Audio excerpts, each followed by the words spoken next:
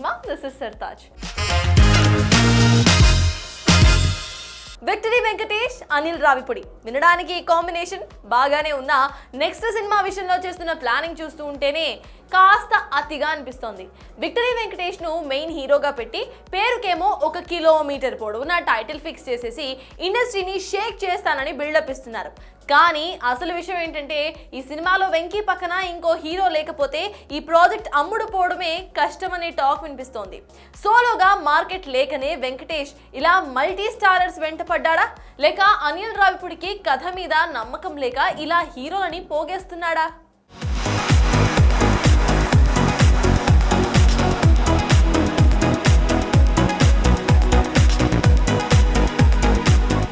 అనిల్ రావిపూడికి ఒక అలవాటుంది. సినిమా కంటే పబ్లిసిటీ మీద ఎక్కువ శ్రద్ధ పెడతాడు. ఇక ఒక ఇంటర్వ్యూలో చెప్పినట్టు వెంకీతో చేయబోయే సినిమాకు చాలా పొడవైన టైటిల్ ఫిక్స్ చేశారట. అది ప్రేక్షకులకి గుర్తుంటుందా లేక చదవడానికే ఆయాసం వస్తుందా? మొత్తానికి పేరుతోనే టాక్ ఆఫ్ ద టౌన్ అవ్వాలని చూస్తుండడంతో కంటెంట్ మీద నమ్మకం లేకేనా అనే డౌట్స్ రేస్ చేస్తున్నారు మూవీ లవర్స్. ఇక అసలు సమస్య ఇక్కడే ఉంది. సినిమాలో ఇంకో హీరో ఉన్నాడట, అది కూడా బావమర్ది క్యారెక్టర్. ఈ బావమర్ది పాత్ర కోసం అనిల్ రావిపూడి పడుతున్న పాటలు అన్ని ఇన్ని కావు. ఫహద్ ఫాసిల్ లాంటి టాలెంటెడ్ నటుడు ఈ కథను రిజెక్ట్ చేశారంటేనే అర్థం చేసుకోవచ్చు ఇందులో విషయం ఎంత ఉందో. ఇప్పుడు కార్తీ వెంట పడుతున్నాడట. ఒక సీనియర్ హీరో సినిమాకి పక్క రాష్ట్రం హీరో సపోర్ట్ లేకపోతే సినిమా అమ్ముడు పోదా? వెంకటేష్ సోలో స్టామినా మీద అనిల్ రావిపూడికి అంత నమ్మకం లేదా?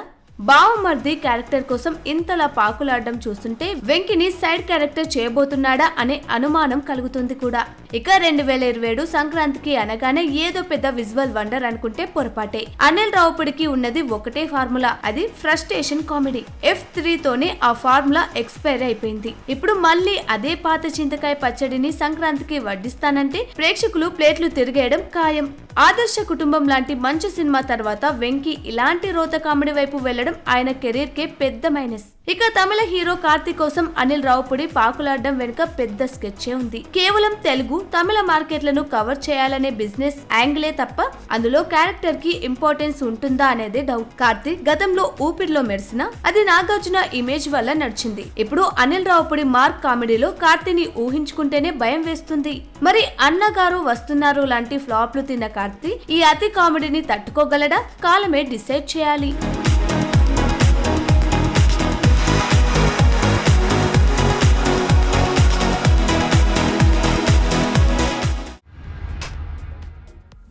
టాలీవుడ్ లో హీరో అవ్వాలంటే అసలే ఉండాలి? టాలెంట్, యాక్టింగ్ అవేమీ కాదు, ఒక పెద్ద ఇంటి పేరు ఉండాలి. ఆ పేరు లేకపోతే మీరు ఎంత గొప్పగా నటించినా మిమ్మల్ని అండర్ రేటెడ్ అనే డబ్బీలోనే పడేసి మూత పెట్టేస్తారు. అల్లరి నరేష్ నుంచి సంతోష్ శోభన్ వరకు ఈ 5గురు హీరోలు కేవలం అప్పుడప్పుడు గుర్తొచ్చే గెస్ట్ రోల్స్ లా మారిపోయారు. పెద్ద కుటుంబాల వారసులు ఫ్లాపుల మీద ఫ్లాపులు ఇచ్చిన 100 కోట్లు కుమ్మరించే నిర్మాతలు ఈ రియల్ టాలెంట్ ను అసలు ఎందుకు పట్టించుకోవడం లేదు? ఇదంతా ఒక పక్కా ప్లాన్ ప్రకారం జరుగుతున్న కుట్రనా? అసలు ఈ హీరోల పరిస్థితి ఇంత దారుణంగా ఎందుకు తయారైంది? టాలీవుడ్ ఇది ఒక ఇండస్ట్రీ కాదు, 4 గోడల మధ్య నడిచే family business. Mega, Akkineni, Nandamuri, Daggubati ఇలాంటి పెద్ద ఇంటి పేర్లు వెనకాల లేకపోతే అంతే సంగతులు. ఒకే ఇంట్లో 8 మంది హీరోలా వాళ్ళలో టాలెంట్ ఉన్నా లేకపోయినా 100 కోట్లు తగిలేసి బాక్స్ ఆఫీస్ పై రుద్దుతారు. మరి అల్లరి నరేష్, సత్యదేవ్ లాంటి వాళ్ళ పరిస్థితి ఏంటి? వాళ్ళకి అండర్ రేటెడ్ అనే బిరుదు ఇచ్చి పక్కన పడేయడం అంటే టాలెంట్ ని అవమానించడమే. నరేష్ విషయానికే వస్తే ఒకప్పుడు 50కి పైగా సినిమాలకు మినిమం గ్యారంటీ హీరో. కానీ ఆయనలోని నటనని ఇండస్ట్రీ ఎప్పుడూ గుర్తించలేదు. గమ్యంలో గాలి శ్రీనుగా చనిపోతున్నప్పుడు ఏడ్చాం, నేనులో ఆ సైకో యాక్టింగ్ చూసి భయపడ్డాం. కానీ పెద్ద డైరెక్టర్లు ఆయనకు ఎప్పుడైనా ఒక ఛాన్స్ ఇచ్చారా? రామ్ చరణ్, ఎన్టీఆర్, మహేష్ లాంటి వాళ్ళ పక్కన క్యారెక్టర్ రోల్స్ కి పిలుస్తారు తప్ప ఆయనలోని నటనకి తగ్గ ప్రాజెక్ట్ ఇవ్వరు. ఇప్పుడు ఆల్కహాల్ లాంటి టైటిల్ తో సినిమా, అదే ఒక మెగా హీరోను, నందమూరి హీరోను అయితే ఇలాంటి టైటిల్ పెడితే ఊరుకుంటారా? సత్యదేవ్ ఒక IBM ఆర్కిటెక్ట్ ఉద్యోగాన్ని వదులుకుని ఫ్యాషన్ తో వస్తే ఇండస్ట్రీ ఆయన్ని ఒక డబ్బింగ్ ఆర్టిస్ట్ స్థాయికి పరిమితం చేసింది. ఆచార్యలో రామ్ చరణ్ రోల్ కోసం మొదట సత్యదేవ్ అనుకున్నారని టాక్ వచ్చింది. కానీ చివరకు ఏమైంది? స్టార్ ఇమేజ్ లేదని తీసేశారు. స్టార్ హీరోల సినిమాలకు వాయిస్ ఇవ్వడానికి సత్యదేవ్ కావాలి, కానీ ఆయనకు ఒక హిట్ ఇవ్వడానికి ఏ ఒక్క ప్రొడ్యూసర్ ముందుకు రాడు. గాడ్ ఫాదర్ లో చిరంజీవిని ఢీకొట్టే విలన్ గా మెప్పించిన ఇప్పుడు ఆయన చేతిలో ఉన్నవి ఫుల్ బాటిల్, రావు, బహాదూర్ లాంటి చిన్న సినిమాలే. గోపీచంద్, టి కృష్ణ గారి వారసుడుగా వచ్చిన ఆయనకు దక్కింది శూన్యం. జయం, వర్షంలో విలన్ గా చేసిన ఇంపాక్ట్ హీరోగా రావడం లేదు. కారణం ఏంటి? ఆయనకు వెళ్లే కథలన్నీ మిగిలిపోయిన స్క్రిప్టులే. రాజమౌళి, సుకుమార్ లాంటి టాప్ డైరెక్టర్లు ఎప్పుడైనా గోపీచంద్ వైపు చూసారా? కేవలం లౌక్యం, రామబాణం లాంటి రోత కథలతో ఆయన మార్కెట్ ను చంపేసే పరిస్థితి. స్టార్ హీరోల ఫ్లాప్లకు ఇచ్చే హైప్ లో 10% కూడా గోపీచంద్ సినిమాలకు ఇవ్వరు. మరి ఇక అక్కినేని వారసుడు సుమంత్ పరిస్థితి మరీ విచిత్రం. గోదావరి, గోల్కొండ హై స్కూల్ లాంటి అద్భుతమైన సినిమాలు చేసిన అక్కినేని ఫ్యామిలీ ఫోకస్ అంతా నాగ చైతన్య, అఖిల్ మీదనే ఉంటుంది తప్ప సుమంత్ ని పట్టించుకున్న నాదుడే లేడు. సొంత కాంపౌండ్ లోనే ఈ అండర్ రేటెడ్ హీరో ఒక అవుట్ సైడర్ లా మిగిలిపోయాడు. ఇప్పుడు న్యూటన్ లా అంటూ ఏదో చేస్తున్నాడు, కానీ ఈ గ్లామర్ ఇండస్ట్రీలో సైలెంట్ గా ఉండేవాడికి గుర్తింపు ఉండదని సుమంత్ ని చూస్తే అర్థమవుతుంది. ఇక ప్రభాస్ కి వర్షం లాంటి ఇండస్ట్రీ హిట్ ఇచ్చిన డైరెక్టర్ శోభన్ కొడుకు సంతోష్. టాలెంట్ లో తక్కువ లేకపోయినా ఆయనకు సరైన బ్యాకింగ్ లేదు. కపుల్ ఫ్రెండ్లీ అంటూ ఏదో చిన్నప్పటి సక్సెస్ దక్కినా అది బాక్స్ ఆఫీస్ దగ్గర నిలబడే స్థాయి కాదు. ఒక మెగా హీరోకి ఉన్న ప్రమోషన్ లో 1% సంతోష్ శోభన్ కి ఉంటే ఈ పాటికి ఈ కుర్ర హీరో ఎక్కడో ఉండేవాడు. చూసారుగా, టాలెంట్ ఉన్న ఇంటి పేరు లేకపోతే మీరిక్కడ కేవలం అండర్ రేటెడ్ గానే మిగిలిపోవాలి. ఫిబ్రవరి 18న సత్యదేవ్ కొత్త సినిమా మొదలవుతుంది. ఇది కూడా పాత సినిమాలాగే బాక్స్ ఆఫీస్ దగ్గర అడ్రస్ లేకుండా పోతుందా, లేక ఇండస్ట్రీ ఈసారైనా ఈ టాలెంట్ ని గుర్తిస్తుందా? చూద్దాం.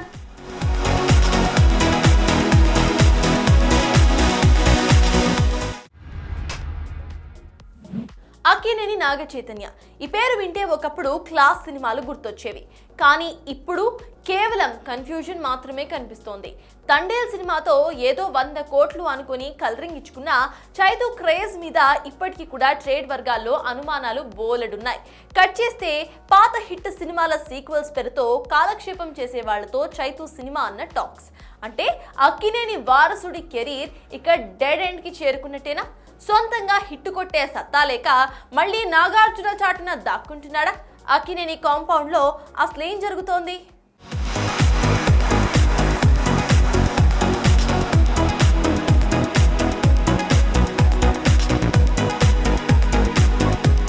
అక్కినేని నాగ చైతన్య సక్సెస్ కోసం ఈ యువ హీరో పడుతున్న పాటలు అన్ని ఇన్ని కావు. గతేడాది తండేల్ సినిమాతో ఏదోలా 100 కోట్ల క్లబ్ లో చేరానని అనిపించుకున్నాడు. ప్రస్తుతం వృషకర్మ అంటూ ఒక ఫ్యాంటసీ థ్రిల్లర్ చేస్తున్నాడు. కానీ దాని రిజల్ట్ ఎలా ఉంటుందో ఎవ్వరికి అర్థం కావడం లేదు. ఇక వినిపిస్తున్న లేటెస్ట్ న్యూస్ ఏంటంటే తరుణ్ భాస్కర్ డైరెక్షన్ లో చైతు ఒక సినిమా చేయబోతున్నాడట. ఇక్కడే అసలు ట్విస్ట్ ఉంది. దర్శకుడు తరుణ్ భాస్కర్ పరిస్థితి ఏంటి? పెళ్లి చూపుల తర్వాత ఆయన మేకింగ్ లో పస తగ్గిందని కీడా కోలాతో ప్రూవ్ చేశాడు. దర్శకుడు తరుణ్ భాస్కర్ పరిస్థితి ముందు నుయ్యి వెనకాల గొయ్యిలా ఉంది. సొంతంగా కొత్త కథలు రాసుకోలేక పాత సినిమాల సీక్వెల్స్ అయినా ఈ నగరానికి ఏమైంది 2, పెళ్లి చూపులు 2 వెంట పడుతున్నాడు. ఇండస్ట్రీలో ఒక టాక్ ఉంది, క్రియేటివిటీ అయిపోయినప్పుడే సీక్వెల్స్ గుర్తొస్తాయని. మరి అలాంటి డైరెక్టర్ ను చైతన్య ఎంచుకోవడం వెనుక అర్థం ఏంటి? చైతూకు కూడా మంచి కథలు రావడం లేదా, లేక ఎవరు సినిమా ఆఫర్ ఇచ్చినా ఓకే అనేంత దారుణమైన స్థితిలో ఉన్నాడా? చూస్తుంటే చైతన్యకు తన సోలో స్టామినా మీద నమ్మకం పోయినట్టే కనిపిస్తుంది. అందుకే మళ్ళీ నాగార్జున వద్దకు చేరుతున్నాడన్న టాక్ వినిపిస్తుంది. కళ్యాణ్ కృష్ణ డైరెక్షన్ లో వచ్చే సినిమాలో కీలక పాత్ర అంటే అర్థమేంటి? అది కేవలం ఒక సైడ్ క్యారెక్టర్ మాత్రమేనా? హీరోగా నిలబడే సత్తా లేక మళ్ళీ నాగార్జున ఇమేజ్ ను వాడుకుని నెట్టుకొద్దామని చైతు ప్లాన్ చేస్తున్నట్లు క్లియర్ గా కనిపిస్తుంది. ఇది క్లీన్ సేఫ్ గేమ్ కాదు, ఇది ప్యూర్ భయం. ప్రస్తుతం చేస్తున్న వృషకర్మ ఫ్యాంటసీ థ్రిల్లర్ పరిస్థితి కూడా అంతే. చైతుకు మాస్ ఇమేజ్ లేదు, పోనీ క్లాస్ లో సెటిల్ అవుదామంటే సరైన కథలు లేవు. మధ్యలో ఇలాంటి ఫ్యాంటసీ ప్రయోగాలు చేసి చేతులు కాల్చుకునేలానే కనిపిస్తున్నాడు. గతంలో కస్టడీ, థ్యాంక్ యూ సినిమాలు కూడా ఇలాగే హైప్ ఇచ్చారు. తీరా థియేటర్లో ఈగలు తోలుకున్నారు. ఇప్పుడు కూడా అదే రిపీట్ అయ్యేలా ఉంది. ఒకవైపు జూనియర్ ఎన్టీఆర్, రామ్ చరణ్ లాంటి వాళ్ళు గ్లోబల్ లెవెల్లో ఆడుతుంటే చైతు మాత్రం ఇంకా పెళ్లి చూపులు ఫేమ్ డైరెక్టర్ల చుట్టూ తిరుగుతున్నాడు.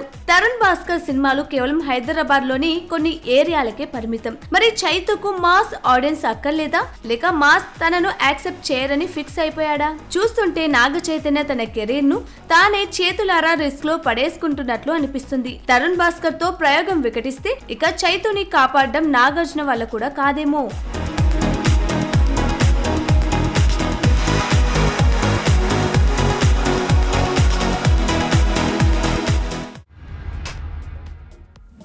సౌత్ సినిమాను ఏలుతున్న కథానాయకులకు ఇప్పుడు ఒక కొత్త జబ్బు పట్టుకుంది. అదే బాలీవుడ్ వ్యామోహం. ఇక్కడ స్టార్డమ్ రాగానే లైఫ్ ఇండస్ట్రీని వదిలేసి ముంబై ఫ్లైట్ ఎక్కేయడం వీరికి చాలా అలవాటు అయిపోయింది. తాజాగా ఈ లిస్ట్లో చేరింది మన కన్నడ కస్తూరి రుక్మిణి వసంత్. మదరాసి, కాంతారా 2 సినిమాలతో యూత్ హార్ట్ థ్రోప్ అయిపోయిన ఈ భామ ఇప్పుడు కార్తిక్ ఆర్యన్ లాంటి రొటీన్ హీరో పక్కన ఛాన్స్ రాగానే ఎగిరి గంతేస్తుందిట. అసలు ముంబై మేకర్స్ రుక్మిణిలోని నటిని చూసి పిలిచారా, లేక సౌత్ మార్కెట్ ను వాడుకోవడానికి ఒక పావలా ఎంచుకున్నారా? అసలు బాలీవుడ్ లో రుక్మిణి పరిస్థితి ఏంటి? Let's watch it.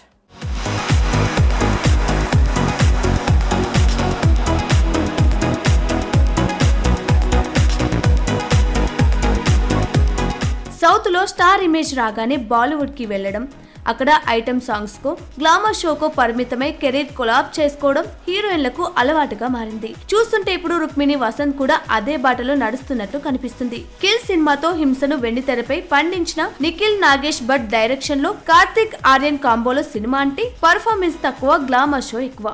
Bollywood talk ప్రకారం ఈ సినిమా స్క్రిప్ట్ ఇంకా కంప్లీట్ అవ్వలేదు. మరి కథే లేనప్పుడు రుక్మిణిని ఎలా సెలెక్ట్ చేశారు అంటే అక్కడ కథ కంటే హీరోయిన్ బాడీ లాంగ్వేజ్ కి ఎక్కువ ఇంపార్టెన్స్ ఇస్తున్నారనేది క్లియర్. కిల్ లాంటి వైల్డ్ సినిమాలు తీసిన నిఖిల్ భట్ దర్శకత్వంలో రుక్మిణిని ఊహించుకుంటేనే భయం వేస్తుంది. అమాయకమైన చూపులతో సౌత్ ఆడియన్స్ ని కట్టిపడేసిన ఈమెను హిందీ మేకర్స్ కేవలం ఒక ఐ క్యాండిలా వాడి పక్కన పెట్టేయడం గారే. ఇక కార్తిక్ ఆర్యన్ సినిమాలో హీరోయిన్ల పరిస్థితి ఏంటి? ఆయన పక్కన నటించిన ఏ హీరోయిన్ కైనా క్రెడిట్ వచ్చిందా? కేవలం హీరో చుట్టూ తిరిగే గ్లామర్ డాల్స్ గానే మిగిలిపోయారంతా. పైగా కార్తిక్ సినిమాల్లో ఉండే టాక్సిక్ మస్కులారిటీలో రుక్మిణి లాంటి క్లాస్ హీరోయిన్ సెట్ అవ్వడం అసాధ్యం. మొత్తానికి సౌత్ లో ఉన్న క్రేజ్ ను చూసి ఆమెను కేవలం హిందీ మార్కెట్ కోసం వాడుకోవాలనేదే టీ సిరీస్ లాంటి సంస్థల స్కెచ్ అన్నమాట.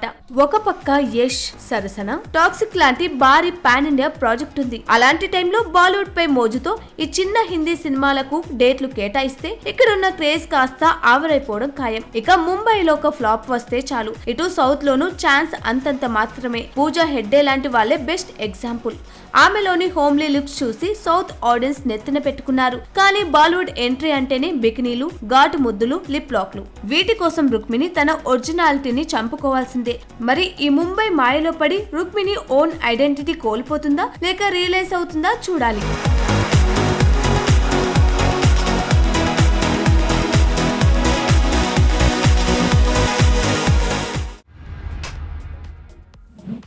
సామంత్ పొలాడి, శ్రేయస్ సింగ్ జంటగా నటించిన చిత్రం నిలవే. సామంత్ పొలాడి, సాయి కే వెన్నం కలిసి దర్శకత్వం వహించిన ఈ సినిమాని పిఓవి ఆర్ట్స్ ప్రొడక్షన్స్ బ్యానర్ పై రాజ్ అల్లాడా, గిరిధర్, సాయి నిర్మించారు. ఇక ఈ మూవీ వ్యాలంటైన్స్ డే సందర్భంగా థియేటర్స్ లో రిలీజ్ అయి సూపర్ హిట్ అవ్వడంతో సక్సెస్ మీట్ ను ఏర్పాటు చేసింది చిత్ర యూనిట్. చాలా రోజుల తర్వాత చాలా మంచి సినిమా చూసిన ఫీలింగ్ కలిగింది మనసుకి.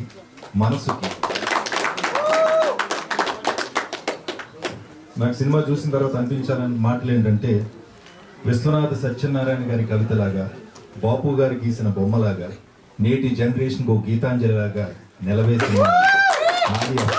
మా మనసుకు నచ్చిన సినిమా నిలవే. ఇలాంటి సినిమాలు తీయాలన్నప్పుడు కానీ, ఏదైనా లైఫ్లో సాధించాలన్నప్పుడు కానీ మనకు చాలా చేయాలని ఉంటుంది. కానీ ఎక్కడ స్టార్ట్ పెట్టాలి, ఏం చేయాలి, ఎలా వెళ్ళాలి అనే చాలా కన్ఫ్యూజన్ ఉంటుంది. అండ్ అట్లాంటప్పుడు all we need is one friend. వాడు నువ్వేం చెప్పినా ఎస్ చెప్పే ఫ్రెండ్, పక్కన ఉండే ఫ్రెండ్ ఒకటి ఉండాలి. And that is him for me. Through this journey ఎంత వచ్చినా, ఏదొచ్చినా, ఏం చేద్దాం అనుకున్నా, అరే ఇక్కడ దూకుదామన్నా కూడా he will be ready with me. అట్లా డోడాడు. So and for Arjun, the way he played, ఒక సింపుల్ షై క్యారెక్టర్ ని కూడా లార్జర్ దెన్ లైఫ్ పోర్ట్రేల్ చేయగలిగే వాళ్ళు కొంతమంది ఉంటారు. అండ్ దట్ ఫ్యూ ఫేసెస్ లో వీడు కూడా ఉన్నాడు. వర్డ్ ఆఫ్ మౌత్ అని ఒక్కదాన్నే బిలీవ్ చేశాను, and that is what is talking right now. And all this is because of the Telugu cinema audience. Malayalam సినిమాలు ఎంకరేజ్ చేస్తారు, అన్ఎంకరేజ్ చేస్తారు అన్నారు కానీ, but there are audience out there who are looking for good cinema. మంచి cinema తీయడం మాత్రమే మనం చేయాలి. మా సినిమా ఆడియన్స్ మధ్యలో లైక్ చూస్తున్నప్పుడు కానీ, లైక్ మూవీ తర్వాత వాళ్ళతో ఇంటరాక్ట్ అవుతున్నప్పుడు కానీ వాళ్ళు ఇచ్చే రియాక్షన్ చాలా సూతింగ్గా ఉంది, చాలా అన్బిలీవబుల్గా ఉంది.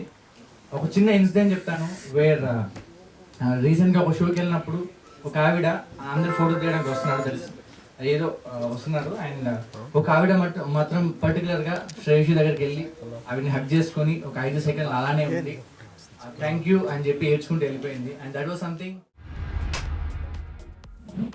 బిచ్చగాడుతో టాలీవుడ్ లో క్రేజ్ దక్కించుకున్న కాలీవుడ్ నటుడు విజయ్ యాంటనీ ఆయన నిర్మాతగా, ఎడిటర్ గా, మ్యూజిక్ డైరెక్టర్ గా వ్యవహరించిన చిత్రం బూకీ. ఇక ఇప్పటికే తమిళంలో రిలీజ్ అయిన ఈ సినిమా ఈ నెల 20న తెలుగులో రిలీజ్ కాబోతున్న సందర్భంగా ప్రెస్ మీట్ ఏర్పాటు చేసింది movie team. I was very impressed with the entire team. Dhanusha kodanu, you know, kontamandi baita enta andanga unna screen మీద the camera loves them. She has that face. నన్ను చాలామంది బయట అంటుంటారు camera cinema కంటే బయట బాగుంటారని. ఏయ్ అవసరం లేదు, నాకు అక్కడే బాగోవాలి నేను అని. So Dhanusha has that beautiful face that where the camera loves her. Ajay is done a fantastic job. Bhashashri గారు నాకు బాంబే వచ్చి డబ్బింగ్ చెప్పించుకున్నారు ఆయన, అండ్ ఇక్కడికి వచ్చే ఛాన్స్ కూడా ఇవ్వలేదు. తెలుగు తమిళ రెండు అక్కడే చెప్పాను నేను.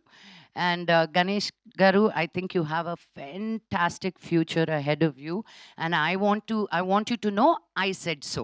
Okay, నేను విజయ్ గారిని ఆల్రెడీ తమిళ్ స్టేజ్ మీద అడిగాను, మీరు నాకు ప్రొడ్యూస్ చేసి నన్ను మీ సినిమాలో పెట్టుకొని ఒక పాట కూడా ఇవ్వలేదండి ఇన్ని పాటల్లో. సో ఆయన తమిళ్లో చెప్పారు నాకు 100% నెక్స్ట్ సినిమాలో నా కోసమని స్పెషల్గా సాంగ్ రాస్తారని. తెలుగులో కూడా కమెంట్ చేయించా. Yes. But thank you, Vijay sir, for thinking of me. It came as a real surprise. Definitely you all will like it, and for it is looking like a massive high budgeted movie. Actually we have released, it is, sorry ma'am, it's big budget movie only, but more than that it is looking like ek tujhe ke liye ma'am, can we like so he has done a fantabulous job, and for your qualities, and for as a cameraman also you will be getting more offers from this industry, Ganesh, and wonderful director also, and you will definitely support him after this movie. And Basha Sri Garu, from my first movie, from my Bichagadu onwards, she's been continuously working with me and supporting me like a pillar. Thank you so much for doing everything for me, sir. And the hero of the event, the movie lead Ajay Deshan, and he had acted with in my production in the previous movie Morgan, and Morgan, you received it well, and you made it as a hit movie. I hope you will be making this movie also a hit movie. And he is acting in the next movie Vanda Devulu, right? Vanda Devulu will be the summer release, and I believe you will be making that also a hit movie. Actually, after a long time, I am working with the director Sasi in Vanda Devulu. That is going to talk about mother sentiment, mother's emotion and love one more time. And he is starring in that movie too. And in this movie, he has done really a good job. So yes, ఇది ఇవాల్టి big cinema. Keep watching big TV. Fashion partner shop stop.